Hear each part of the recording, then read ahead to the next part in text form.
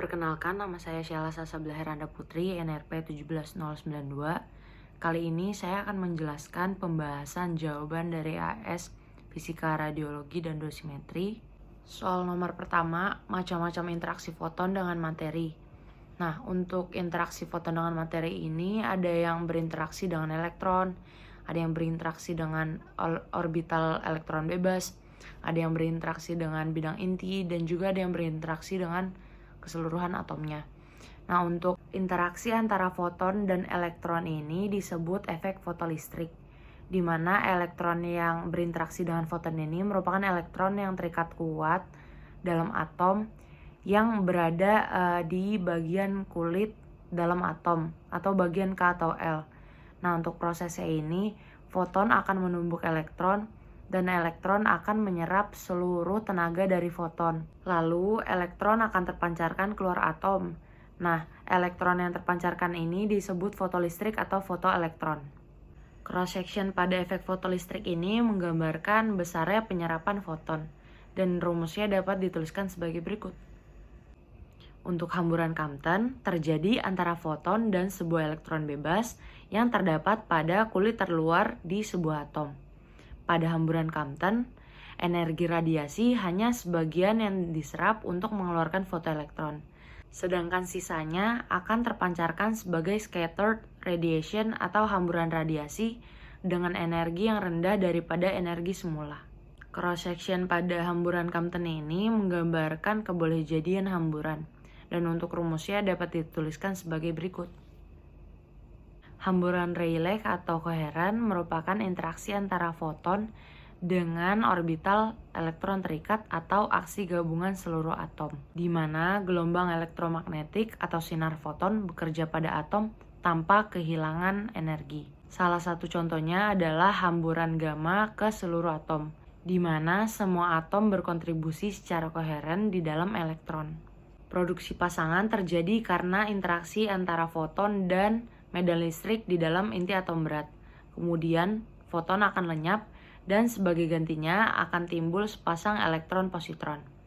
Elektron-positron yang terbentuk ini akan digabungkan kembali menjadi energi baru yang diarahkan berlawanan. Proses ini disebut anihilasi. Cross-section pada produksi pasangan ini menggambarkan kebolehjadian produksi pasangan dan dapat dirumuskan sebagai berikut.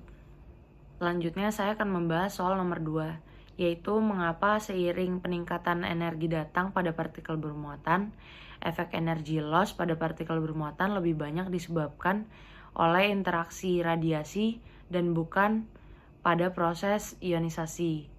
Jadi sewaktu radiasi melaju di dekat inti, radiasi dibelokkan arahnya oleh medan inti dan mengalami pengurangan kecepatan. Nah, berkurangnya energi ini akan menyebabkan proses atenuasi radiasi atau Bremsstrahlung. Pada proses Bremsstrahlung ini mengikuti gaya kolom yang terjadi. Bisa jadi sebagian besar energi terradiasi. Sedangkan pada proses ionisasi ini, energi yang terradiasi itu setengahnya dari energi partikel yang datang. Maka dari itu dapat disimpulkan bahwa semakin besar energi yang datang, maka akan semakin besar pula energi yang terradiasi. Dan diketahui bahwa radiasi Bremsstrahlung atau energi loss dari Bremsstrahlung ini lebih besar daripada pada proses ionisasi. Selanjutnya saya akan membahas soal nomor 3 yang akan menjelaskan tentang perbedaan dan proses pengembangan pada teori lubang atau cavity theory.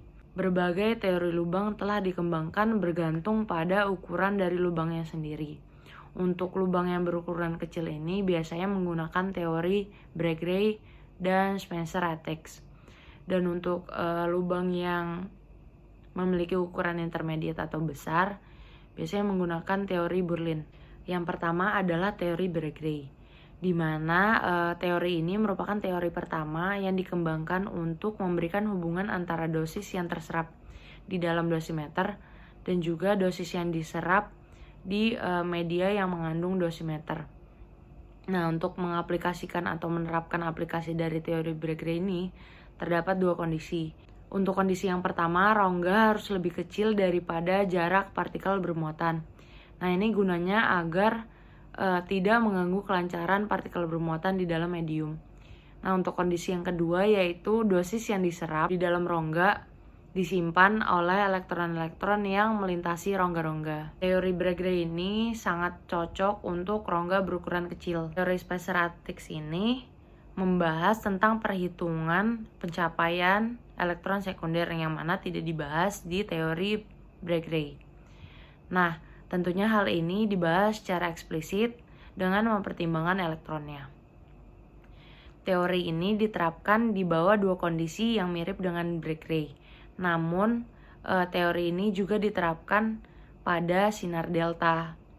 Pada teori Berlin memperluas teori Bragg-Ray dan juga teori Spencer-Attic menjadi rongga berdimensi menengah sampai besar dengan teknik pembobotan. Nah, di dalam teori ini juga tersedia perhitungan nilai pembobotan parameter. Beberapa kondisi untuk aplikasi teori Berlin. Yang pertama, media di sekitar dan media rongga harus homogen. Yang kedua, bidang foton yang homogen harus ada di medium dan di rongga. Yang ketiga, kesetimbangan partikel bermuatan di seluruh inti. Yang keempat, terjadi spektrum kesetimbangan pada elektron sekunder yang dihasilkan. Nah, untuk teori Berlin ini sangat cocok untuk berbagai ukuran rongga dan juga tidak ada hamburan elektron yang disertakan. Selanjutnya saya akan membahas soal nomor 4 yang akan menjelaskan dosimeter ideal pada foton dan neutron dan dosimeter ideal pada partikel bermuatan dengan model pada gambar di bawah. Parameter ukuran volume sensitif sangat diperlukan dan tidak disarankan untuk mengikuti saran Berlin dengan bentuk sederhana. Mencocokkan media penyusun dinding atau W dan volume sensitif G dosimeter satu sama lain merupakan salah satu konsep dosimeter ideal. Pencocokan yang jelas adalah komposisi atom, tetapi juga keadaan kepadatan juga mempengaruhi. Menggunakan komposisi atom yang sama merupakan pendekatan yang selalu diikuti dalam media yang cocok pada dosimetri neutron, dengan penekanan khusus pada pencocokan konten hidrogen, di mana hidrogen memiliki penampang hamburan elastis terbesar dari semua elemen. Selain itu, ada beberapa hal seperti atenuasi radiasi dan ketebalan dinding yang selalu harus diperhatikan dalam penggunaan dosimeter yang ideal untuk foton dan neutron. Hal yang mendukung dari idealnya dosimeter pada partikel bermuatan yang pertama adalah ukuran dari dosimeter, lalu equilibrium pada sinar deltanya, lalu terapan teori rongga pada berkas elektronnya. Nah, berdasarkan gambar, sebuah dosimeter umumnya terdiri dari volume sensitif V yang terisi oleh media G dan dikelilingi oleh dinding yang memiliki ketebalan sebesar T lebih dari sama dengan 0. Dosimeter sederhana dapat menerapkan teori rongga. Rongga volume sensitif diidentifikasikan sebagai rongga yang mungkin berisikan gas, cairan, dan lain-lain. Dan pada dinding dapat berfungsi sebagai filter radiasi untuk mengubah ketergantungan radiasi. Selanjutnya saya akan membahas soal nomor 5 yang akan menggambarkan diagram skematik bilik ionisasi udara bebas beserta prinsip kerjanya. Jadi untuk gambarnya dapat dilihat sebagai berikut.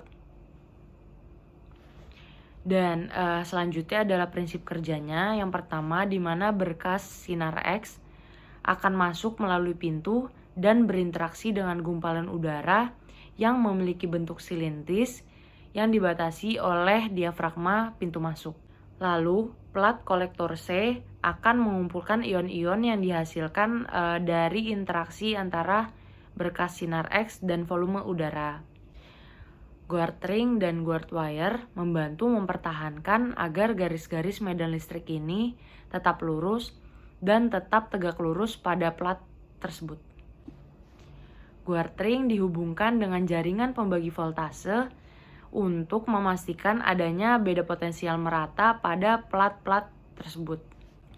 Jumlah ion yang terkumpul dapat dihitung dari aliran arus, dan kemudian angka dosis dapat dihitung dalam ronsen persatuan waktu. Sekian pembahasan jawaban EAS dari saya. Mohon maaf bila ada kesalahan kata. Terima kasih atas perhatiannya dan waktunya.